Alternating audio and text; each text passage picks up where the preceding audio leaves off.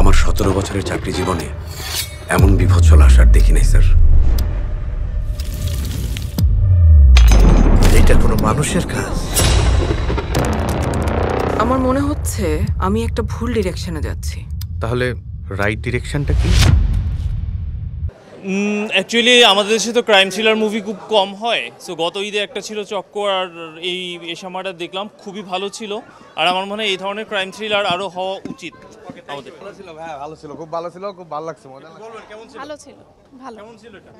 Madam কেমন লাগছে এই সময়টা? হ্যাঁ, ভালো লেগেছে। ভাইয়া একটু বলবেন। জি জি ভালো লাগছে। কেমন ছিল? ভালো। খুন সহ ধর্ষণ। চেস্টে প্রায় 40 থেকে 50টা স্ট্যাব আছে। জানোয়ার। বিশ্বমানের থার্মিক্স রড, সালাম স্টিল থার্মিক্স, দেশের একমাত্র থার্মিক্স রড। ওভারঅল এক্সপিরিয়েন্স খুব ভালো। বাদল অনেকদিন পরে বড় পর্দা আসছে। তো অ্যাক্টিং সবসময় ভালো ছিল, so he made the experience. নিয়ে আসছে।